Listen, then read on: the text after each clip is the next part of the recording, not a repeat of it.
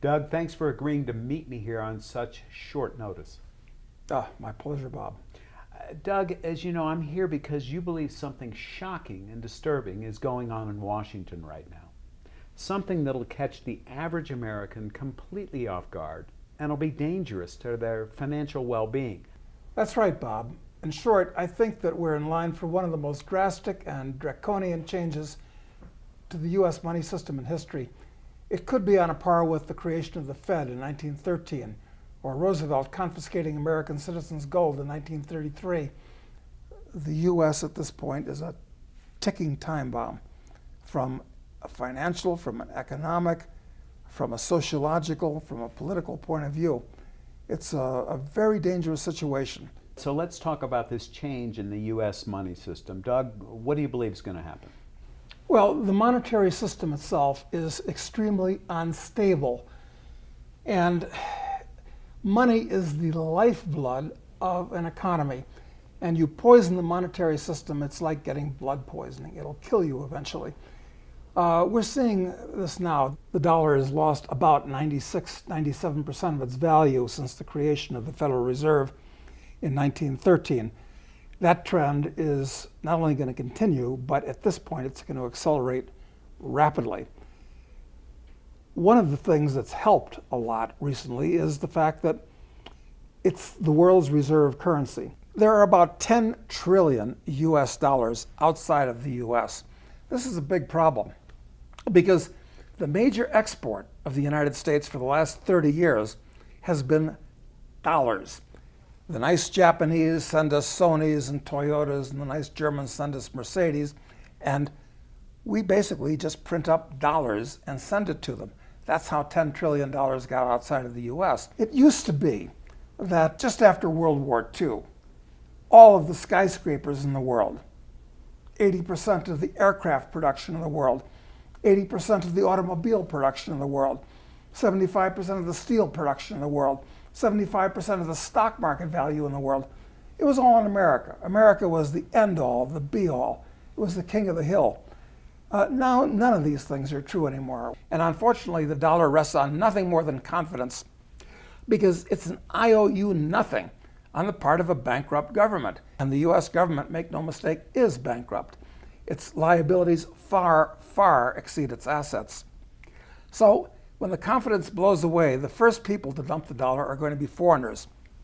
And all those dollars, the 10 trillion abroad, are going to come back into the United States.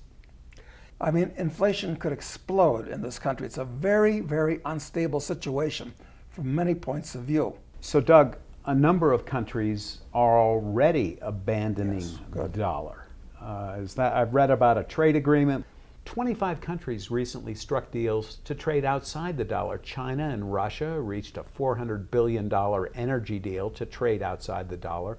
This is a trend that's in place right now, and you expect that to... It's a trend that's accelerating, actually, because at this point, when the Russians trade with the Chinese, which they do, what do they use? They use US dollars, but the US government is an enemy of both. They can see the illogic of trading with each other and having it clear through New York. At the same time, the Iranians trade with the Indians. A lot of big traders around the world that are using the dollar because it's kind of the world's currency. But that's going to end because none of them trust the dollar anymore. So Doug, what do you actually see happening with the dollar? My thought is this, that understanding that the dollar is as unstable as it is, at this point, the Fed might try to create an alternative, and an alternative that's more under their control than the dollar and actually out of the traditional banking system. What would happen if the Federal Reserve created a look-alike dollar? Let's call it the FEDCOIN. Perhaps based on the same technology that Bitcoin is based on. This is the blockchain technology where every transaction can be tracked from the creation of the Bitcoin itself. I suspect the next stage on the part of the government, since they've tried quantitative easing, can't do that too much more after creating trillions and trillions of these paper dollars which are going to come out of the financial system and into the retail system, exploding prices. Zero interest rates, negative interest rates, huge distortions. That's going to come to an end. What are they going to do next as we enter the trailing edge of the hurricane and everybody will say, do something, do something. Well, what can they do? They've used their two major tools so far. My guess is they're going to come up with a completely digital currency called the FEDCOIN, which will actually act as a parallel alternative to the dollar. It'll have a lot of advantages from the government's point of view. And as much as people seem to like Bitcoin, the public may accept it to start with. So Doug, tell me about this FedCoin. What's it going to look like? Is it going to replace the dollar? Well, this is a conjecture on my part. It's not going to be physical to start with. It's not going to be paper in any way. It's going to be something that you're going to have on your smartphone. In Canada, they have something called Project Jasper, which is their own version of this. The Chinese have announced that they're planning on a blockchain type currency. The same thing. They've said that they want to see this happen as soon as possible. The British have made an announcement along these lines. This is the latest version of the $100 bill that I've got here. Right. But do you remember not so long ago, it used to be a little round circle. I mean, Yeah. they keep changing the $100 bill. I think in the last 10 years, we've probably had 3 or 4 different $100 bills. Maybe this is getting the public used to the fact that these things can change a lot and quickly. The day is going to come when this isn't worth the paper it's printed on. Currencies, paper currencies, fiat currencies, have a half-life. They're like radioactive elements. As this cashless society sort of evolves from here, do you see a potential run on the banks? Sure. I mean, people have to be afraid of not being able to have cash. I mean, for some of the reasons you've mentioned. Exactly. And especially as the $100 bill is taken out of circulation, which is the next thing that's going to happen, try this. Go down to your local neighborhood bank and ask the teller to give you $5,000 in cash. First of all, she's going to fill out a suspicious activities report on you, but I doubt if she'll even have $5,000 of cash in the bank. Banks aren't dealing in cash. They're dealing in checks and debits and credits on computer. Doug, I've heard that the Fed has admitted if there were to be a run on the bank, they don't have enough cash to meet that. No, of course not, because how can they print up hundreds of billions of dollars overnight so that when people go to their bank to cash their checks, they can be rewarded with $50 and $100 bills? It's not even technically feasible to do that. So somebody takes a check from his employer, puts it in the bank, can't get cash back. What's the bank going to do? Give him another check that he can't do anything with? So Doug, I read somewhere that if all the cash that was needed to meet the obligations, the digital obligations that are in the bank, if you had to print that amount of cash, it would take 20 years to print enough bills to satisfy demand. Is that Those are right? the numbers that I understand, because printing up hundreds, forget about printing up 5s and 10s and 20s, it takes a long time. I mean, it's a complicated process. So if there was a run on the banks and people wanted cash, it would be physically impossible to give them enough cash. It would take years, it would take decades for the government to print up enough dollar bills, 20s or 50s or whatever, to give people what they want. Well, Doug, it sounds like the ordinary American is getting trapped. Oh, of course he's being trapped. I mean, historically, he could no longer use gold after 1933. Silver was out of the coinage in 1966. The dollar was completely unbacked by anything since 1971. Recent years, with things like FATCA and so forth, it's now almost impossible, as a practical matter, for an American to open up a bank or brokerage account outside the US. Look, the thing to remember is that cash is on its way out, not just in the United States, but all over the world. In Sweden, it's almost a cashless economy. In France, in Italy, in Spain, it's illegal to transact for more than 1,000 or 2,000 euros of cash. The euro, the 500 euro note is being phased out. The reason for this is that if the banks are untrustworthy and interest rates are zero or negative, why leave your money in a bank? It costs you less to put it under your mattress, actually. So, but they don't want people to have cash. Why? Because they say a cash economy facilitates tax evasion. It facilitates underground transactions. It facilitates drug transactions. It facilitates terrorism, where $100 bills are passed around in suitcases and so forth. So they'd like to kill all currency. Now what are you going to do? You can't leave money in the bank because you're getting zero or negative interest rates. The bank itself where you're leaving your money is unstable, illiquid, probably even insolvent.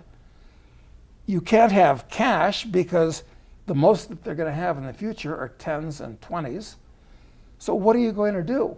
I mean, you're really trapped at this point. So, Doug, what's the advantage of the FEDCOIN, if you will, from the Fed's point of view? Oh, it's a huge advantage for them because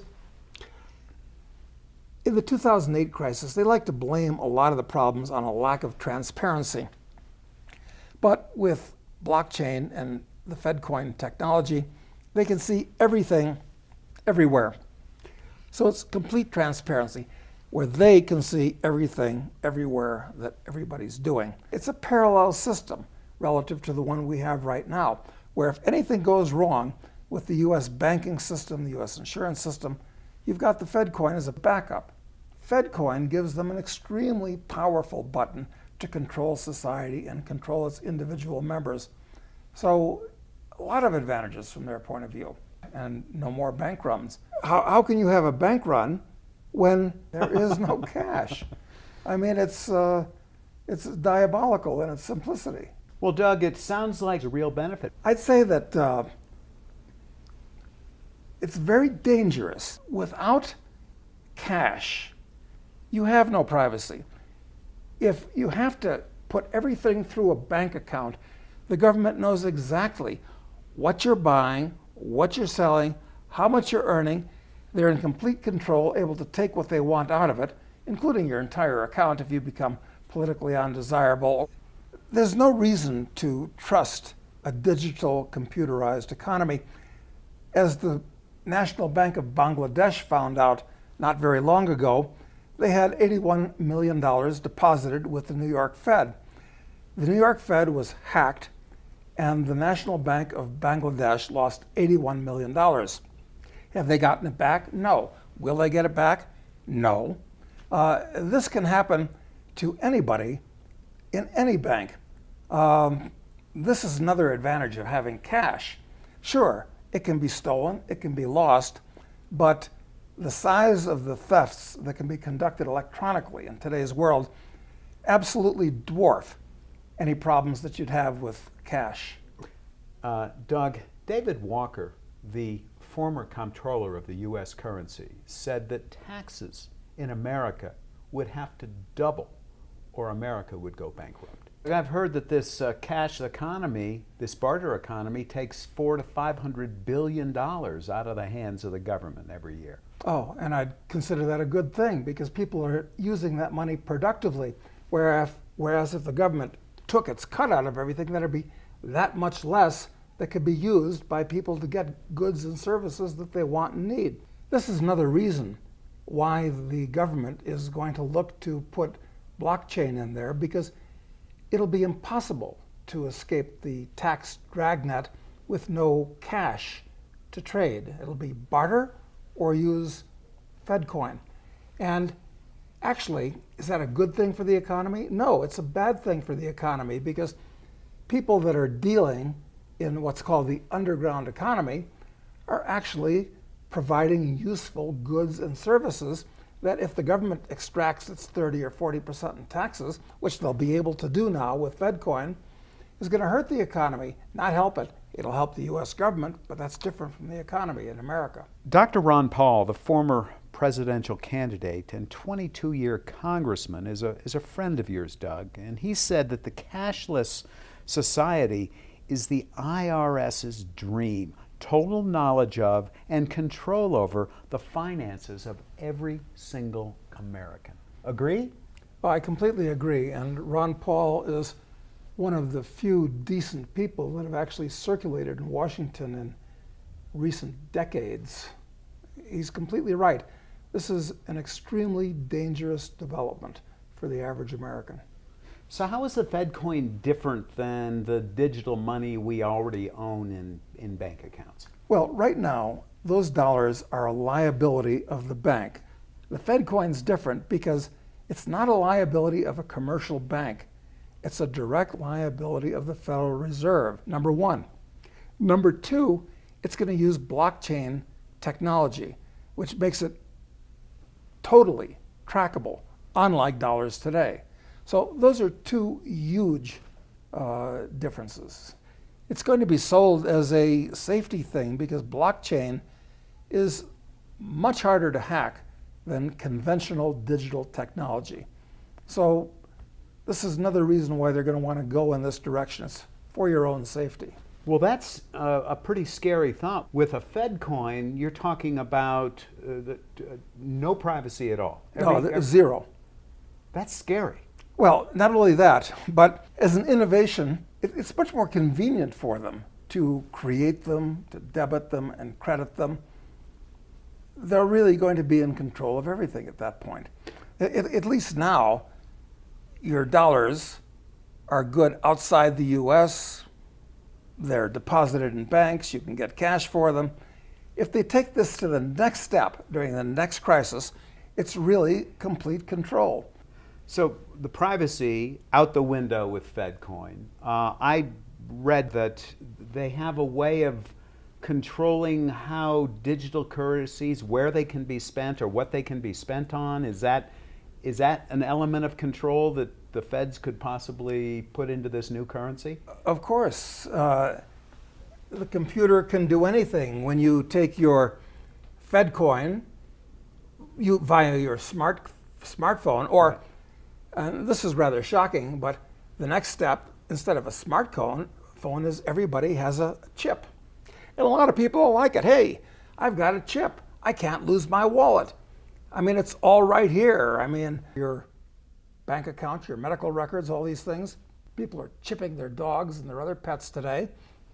Why not chip yourself and carry all your information and your digital money right with you? It's very convenient. It's very stupid from a personal freedom point of view. But at that point, it can be used under this scanner, can't be used under this one. It's all computerized. It's nothing. It's not a cosmic breakthrough at this point. Well, Doug, it's not as far-fetched, I guess, as some people might believe. I think they have something going on in Japan right now for tourists and fingerprinting, fingerprints and stuff. You're right, something Bob. Like that? Actually, reality is outrunning science fiction at this point. As of next year, tourists to Japan, when they enter the country, have to be fingerprinted, and their financial data for their credit cards and so forth correlated, so that this is actually happening in Japan, so that if you're a tourist in the country, you'll also have to use your thumbprint or fingerprint when you use your credit card. So no, the next step clearly is something along these lines. So, Doug, this blockchain technology you said is going to give the government incredible control. Can you give me an example of what you're talking about? It's like an anti-cash. If I've got a $100 bill in my wallet or a bunch of 10s and 20s, I can spend them on anything I want, with anybody I want, and nobody knows. With blockchain, I can only spend that money to somebody else who's got a receptive smartphone or chip, and they know exactly who's getting the money and what it's being spent for. And it can be programmed so that certain transactions can't take place, or transactions with certain people or stores or whatever. So you're pretty well blocked in. I mean, for all I know, they might decide that under your Obamacare or whatever comes about after it, you're too fat. You can't buy sugar. But if you can't buy sugar, who can buy sugar?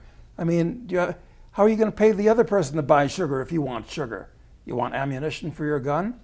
Well, maybe you can't buy it. How are you going to get it? How are you going to pay for it? This is a real personal freedom problem, and it's going to be sold to the American people under the guise of convenience and safety and fighting drugs and fighting theft and fighting crime and fighting terrorism and all the usual nonsense. But it's going to be devastating to freedom and economic progress in this country. I can see how it might be sold, for example, if you limited, say, a 16-year-old's FEDCOIN account from buying alcohol. I mean, that could be sold as a real benefit. We can enforce the liquor laws. Well, sure, you can disguise a lot of things as benefits. But how is a 16-year-old going to get something that he or she wants if they can't buy it? Maybe they'll have to barter. I don't know. Maybe instead of buying something, maybe they'll sell their body in order to get something, because you'll have to barter to get around using FEDCOIN. So there's all kinds of unintended consequences. Well, I know with the food stamp program already, there are certain prohibited transactions. You're not allowed to buy liquor with food stamps. You're not allowed to, say, spend your electronic debit cards in strip clubs. I know that's a law in some states as well. So this just seems like a further extension of government control on individual behavior. Absolutely. They'll be able to prohibit anything without even passing a law, quite frankly. If your FEDCOIN smartphone or chip isn't programmed to let you buy that, how are you going to get it? You don't have cash anymore. Yeah, so who needs a gun registry, right? Well, exactly. So no point in dealing with all these pesky Second Amendment laws at that point. You do an arabesque around it. This is sounding very Orwellian, and I just wonder how, when the Fed launches this thing, how are they gonna sell this to the public? I mean, what's the pitch on this? They'll sell it as convenience. Okay. It's easy. They'll sell it as security. You can't lose your wallet. Safety. They'll sell it as patriotism, helping the government get the economy back under control. And the average person basically does what he's told. I mean, as I said earlier, even using the language that the government chooses, instead of inflation, it's quantitative easing. No problem. I mean, people, the average guy, sad to say, has so little grip of basic economic theory. And I'm afraid that that's true all the way up to the people in the in the very top echelon of the Federal Reserve, that they can really get away with anything at this point. You know, back in 1968, a guy named McGovern ran for president of the U.S., and he came up with a cockeyed idea. And his idea was, we ought to deposit $1,000 in everybody's bank account to stimulate the economy. Well, it was a laughingstock thing back then. But now, a lot of well-known legitimate economists are saying we ought to have a guaranteed income for everybody in the country. And something like a new currency, a FEDCOIN, issued directly by the Fed, where you don't have to trust a bank which may be bankrupt, I think that's on the way, actually. Something that could supplement Social Security. Well, not everybody has a bank account with a commercial bank today, Right. but everybody's got a Social Security number, and they could all have an account directly with the Federal Reserve, which people think, hey, that can't go bankrupt. They actually make our money. It'll be quite easy to reach out to everybody on their smartphone and give them a FEDCOIN account with the Federal Reserve and distribute the helicopter money in a fair way.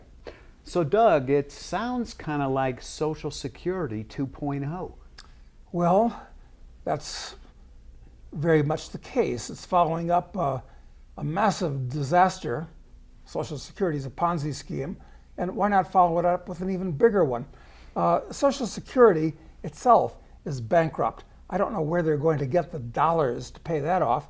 So perhaps they can do an arabesque around the problem by issuing a FEDCOIN account to everybody to substitute and keep down the number of dollars by having an alternative parallel currency where these obligations can be made good directly with accounts with the Federal Reserve, the issuer of the currency, ruling out bankrupt insurance companies, bankrupt commercial banks, for that matter, a bankrupt Social Security system.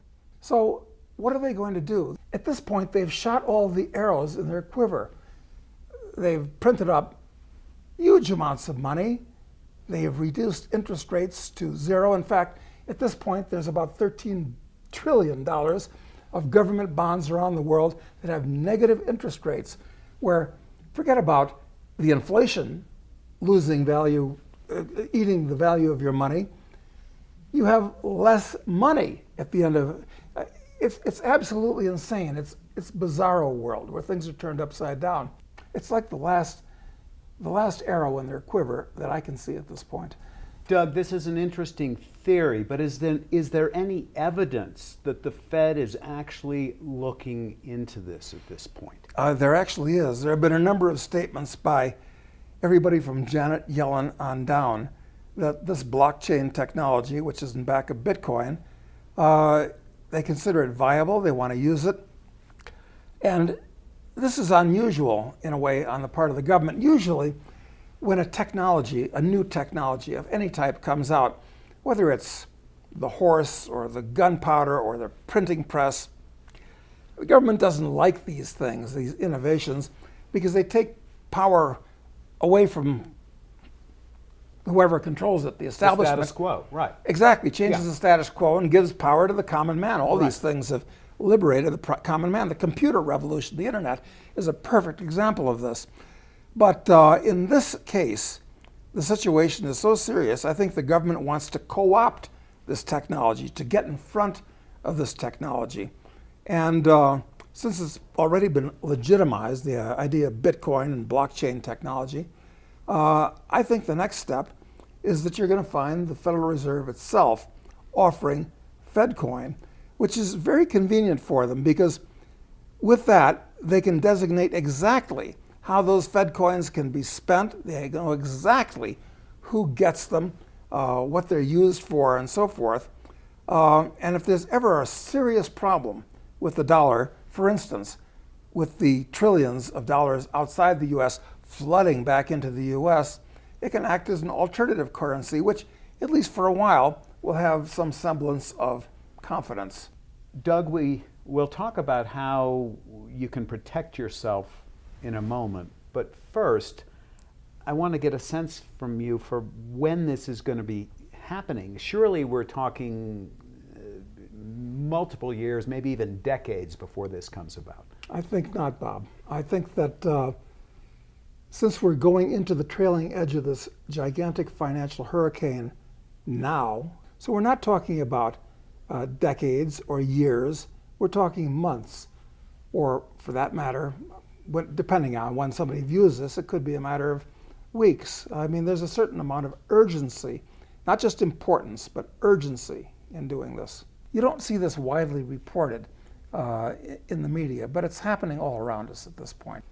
Look, in June of 2016, Janet Yellen and dozens of other central bankers met with the top experts in the blockchain area, including the people that are in back of Bitcoin. It's happening now. The technology is there. But my question to you is, wouldn't it take a long time for an infrastructure to be put in place to allow the FEDCOIN to be distributed? Actually, the infrastructure is there right now. It's there right now? In other words, if the US government needed currency to redeem people's demands for their money at a bank, They couldn't possibly print up enough currency quickly enough. That's out of the question. However, today almost everybody, except the very bottom of society, everybody has a smartphone. And the blockchain technology has been active and used now for a decade. Now, Doug, just so I understand what's going on here, so the Fed has run out of policy tools. They've printed trillions of dollars, interest rates are basically at zero, and soon they may have to go negative in an effort to stimulate the economy, but they won't be able to do so without banning cash. And then they're going to come up with a new currency, a FEDCOIN that traps people's savings. Essentially, this could be the ultimate confiscation and control tool. Do I have that right? Bob, you're absolutely right. The most important thing to remember is that the paper dollar, the $100 bill, the $50 bill, currency itself is on its way out. It's going to be replaced strictly with digital money, as is happening in other places in the world right now. This has got very serious consequences for you on all levels. So plan your life around that. Doug, I've tracked your career closely since you wrote your best-selling book, Crisis Investing, back in 1979. I know you're not one of those gurus who make huge predictions just to get in the spotlight. When you make a prediction, more often than not, history has proven you right. For example, in your book, you warned corporations would go belly up on a massive scale, but that the government would bail out those which are most inefficient. Sure enough, the S&L crisis ensued with over 1,000 bankruptcies, followed by the Bush bailout in 1989. Well, a good economist, among other things, anticipates not only the immediate and direct consequences of government actions, but the indirect and delayed consequences as well.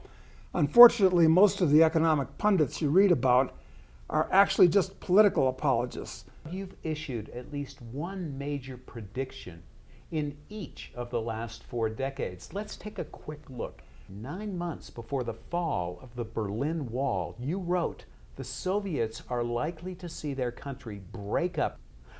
November 1999, 4 months before the NASDAQ lost over 60%, you said, almost every one of the internet stocks is a burning match. You said we'd see, quote, a 95% plus meltdown among the survivors, with many disappearing totally. Lastly, in 2005, 2 years before the housing crash, you issued this public statement. You said, what's going on now in the residential real estate market is much like the tech bubble, but potentially much more serious than what went on in stocks a few years ago. The bubble is floating on a sea of debt. When it bursts, millions of houses will hit the market in distress sales. Now, Doug, I'm not going to list all the predictions you've ever made, but these showcase why financial author Robert Ringer has called you one of the great prophets of our time, and why Simon & Schuster has stated you've never been wrong on one of your major predictions. Phil Donahue even once devoted a full hour-long show to your work. Well, Bob, I don't have a crystal ball. I'm not a fortune teller, but I believe that in the real world, cause has effect and actions have consequences. So the key is to position yourself. Let's move on to what people can do to protect themselves. The research firm you founded, Casey Research, just put out this new book that outlines your 4-step plan to surviving a currency crisis. It's called Surviving FEDCOIN: How to Protect Yourself and Profit from the Coming Currency Change. You're making this book available for free to everyone at home. Let's go over the plan. Well, there's a 4-part program that I've put together. First of all, you've got to look at where you are in the world today. What do you own? Where do you live?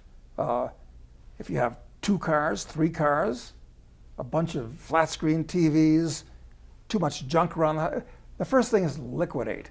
I think that you should take everything that you don't really actively need or want and get rid of it.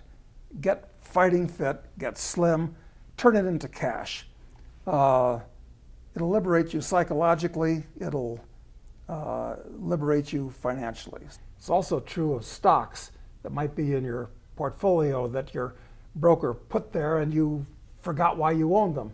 And certainly bonds, which are in a bubble, worst thing you could own right now. So liquidate is the first thing. So Doug, I understand in the book there are 4 sectors in the stock market that you specifically think investors should be avoiding as we move forward. Yeah, you're absolutely right. There's some things that you should avoid like poison. On the other hand, you can take advantage of them as a speculator by going short these things. They crash, you win. Okay, that's step 1. Step 2? Step 1, you're going to want to create. What do you know? What people do you have contacts with? What knowledge can you sell to others? You've got to create. It's not enough just to have the assets that you have. You've got to look at the job that you're in. You've got to look at your entire life situation. And that's what I call the create stage. Then number 3, perhaps from our point of view now, the most important parts of that are the consolidate and speculate part of this. And by consolidate, I mean look at where you should be. Your financial assets, stocks, bonds, your IRA, your HR 10 plan, your bank accounts and so forth. Get them in the right places, in the right kind of assets. Take control of this, because most people just float along one day to the next, and then all of a sudden 2008 happens again, except this time different and worse, and they're in the wrong position.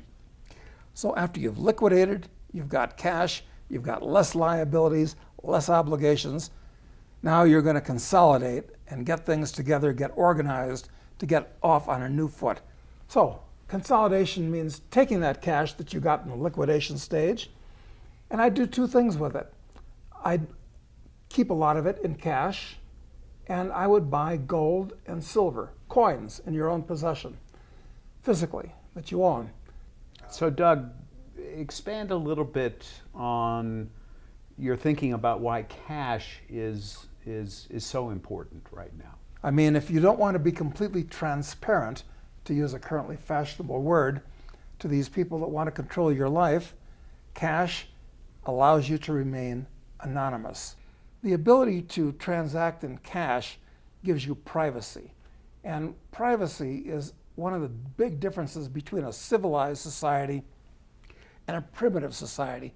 In a primitive society, in your little dirt hut village, you have no privacy. Everybody can look through your window or pull back the flap on your tent. You have no privacy. Everybody can hear everything, see anything. This is one of the marvelous things about modern civilization, is that you have privacy. Look, one reason for buying things with cash now is that it may not be possible to buy those things with cash later.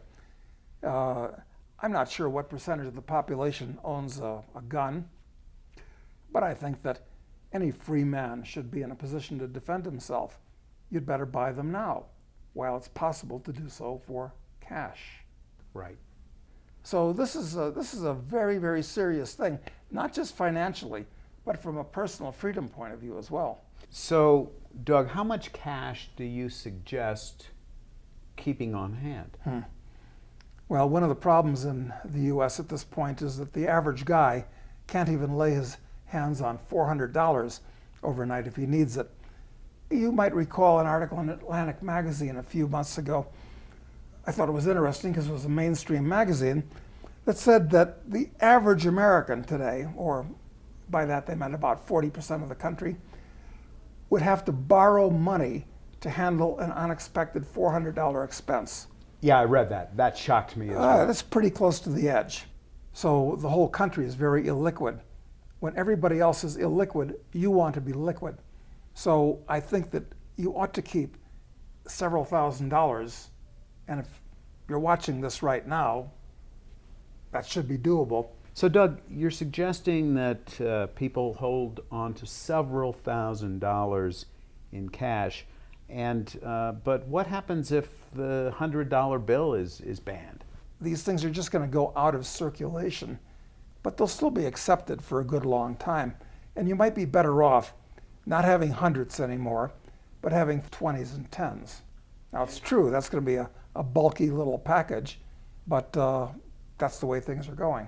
And Doug, I understand that the book contains or reveals the best place to store cash, which I guess will be a surprise to many readers.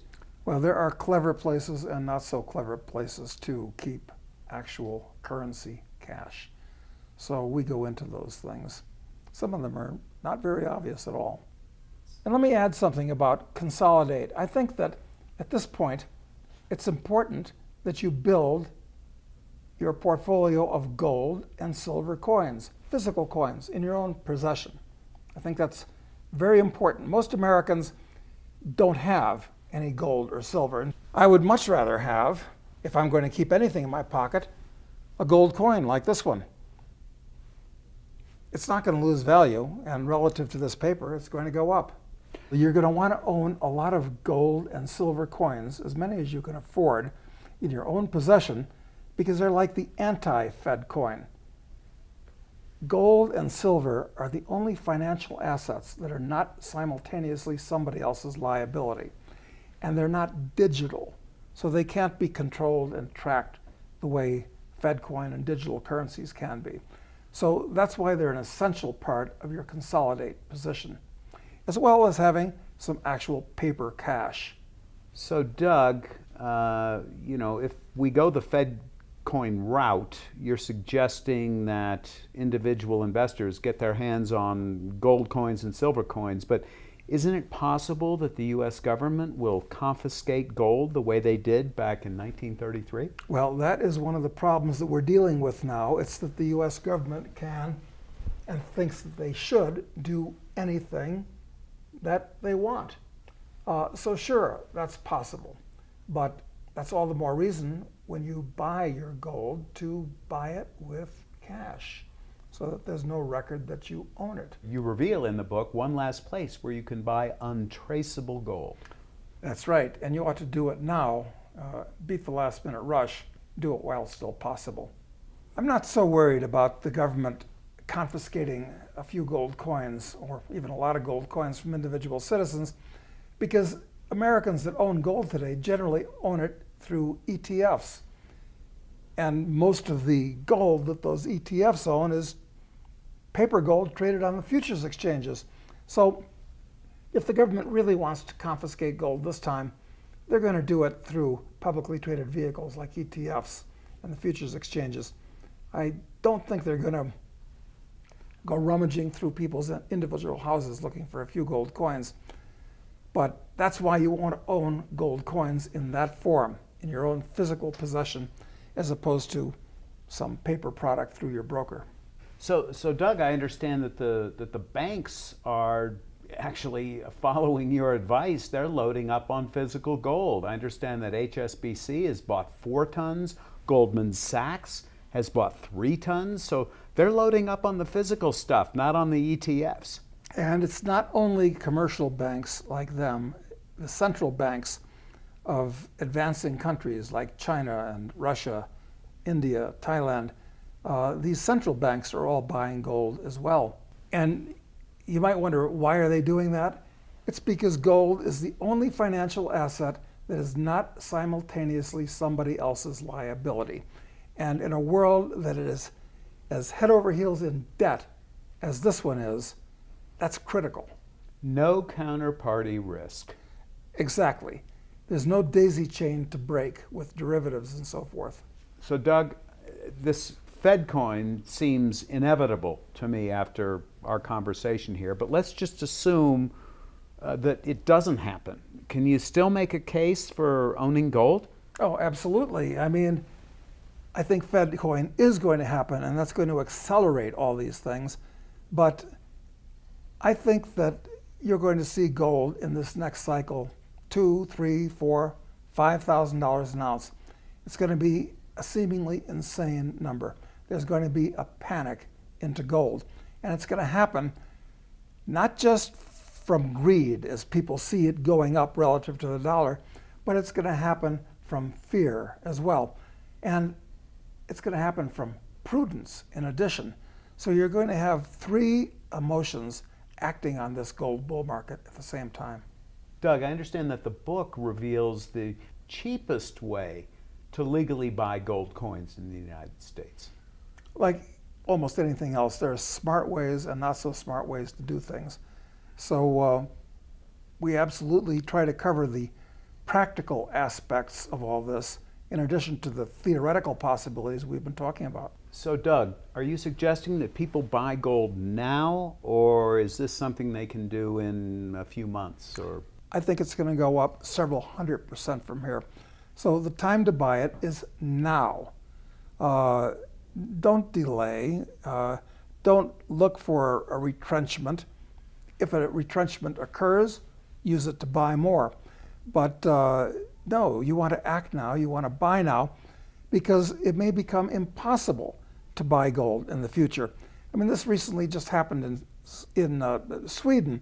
The largest gold dealer in Sweden, their bank accounts were frozen for no reason other than the Swedish government no longer wants to see gold purchased. And this is likely to happen other places. So we're trapped increasingly like lobsters. The government never controls itself. It only tries to control its subjects. And that's the problem. so this new environment that we're going into is going to require a dramatic change in the way people invest their money. And not only that, Bob, but it's going to take a huge change in the way they think. People have been hardwired to think in terms of the stability that used to be, but that stability is gone. So they're going to have to change not just their investments, but their whole mode of thinking. They've been guided down the primrose path by the people that control the Treasury Department and the government and the presidency. I mean, if there was any justice in the world, many of these people would be hung from lampposts by their heels. In a time like this, the markets are going to be going up and down like an elevator with a lunatic at the controls. That's bad news from the point of view of most people, because it's a very unstable, unpredictable situation. So you've got to learn to think like a speculator, and that's number 4, speculate, which is to say capitalize on these politically caused distortions, which we're going to see in the market. Because if the stock market falls 80%, that's a disaster if you own stocks. But if you saw it coming and you get short the stock market or buy puts in the stock market where most people are losing 80%, maybe you're quintupling your wealth in the same time. Same thing in commodities, bonds, real estate, and so forth. It's increasingly less possible to invest in the manner that Warren Buffett has made famous. It's no longer possible as they're in the process of destroying the currency. Now, that's bad news for most people. The good news is that it's going to present some tremendous speculative opportunities where instead of, like most people, saying, all right, I'm going to take $100 and hope to earn $10, risk $100 to get 10. In this environment, a speculator is going to be able to take $10 and hope to gain 100. If you can change your mindset, there are going to be tremendous opportunities. Can you give me an example? One of them, which I've specialized in for many, many years, is junior gold mining stocks. They're the most volatile class of securities on the planet, bar none. And as we speak right now, they're very cheap, and there's every reason to believe they're going to go on a manic run in the future. So this is one area I like a lot. But I watch all the markets all around the world and all the stocks here in the US. So there'll be many others, but that's one I'll draw to your attention at the moment, which are not good investments typically, but are fantastic speculations from time to time. And we're in one of those periods right now. We in are. your estimation. We are. Since 1971, when the dollar was taken off of the gold standard, there have been 6 or 7 massive bull markets in gold stocks where they'll run up 1,000%, lose 95% of their value, run up 1,000% again. And right now, they've just come off one of the worst bottoms in the last 40 years. And I think that they're going to go to one of their highest peaks in history in the years to come. And if gold does what I think it's going to do, these stocks could go as a group 1,000%, which they've done many times in the past, incidentally. And some individual stocks could easily go 50 or 100 times, which incidentally, many of them have done in the past. So I think that these last two things that I mentioned are very important: to consolidate with gold and silver and learn to speculate. And I think at this point, one of the surest speculations, nothing certain, is junior gold mining stocks, which are very cheap as we speak. Now, you founded Casey Research, your investment research firm, almost 40 years ago. And each month, your lead analyst, E.B. Tucker, writes with your oversight, the Casey Report. I understand this is your main publication that's currently read by tens of thousands of readers each month. As part of this special presentation, not only are you letting readers at home get a free copy of the new book your research firms just put out, Surviving FEDCOIN, How to Protect Yourself and Profit from the Coming Currency Change, you're also letting people at home try out a one-year subscription to the Casey Report with no risk and at a substantial discount. We've talked about just a small part of what is almost sure to happen, and only in the near term, but that's just step one. There's a great deal more to be said. The Casey Report is the best place to track the rest of the story, as they say. And EB and I will stay on top of the situation as it unfolds, and we'll tell you what we believe you should do. Today, Doug Casey revealed what may be at stake for Americans if a new digital currency like FEDCOIN is implemented.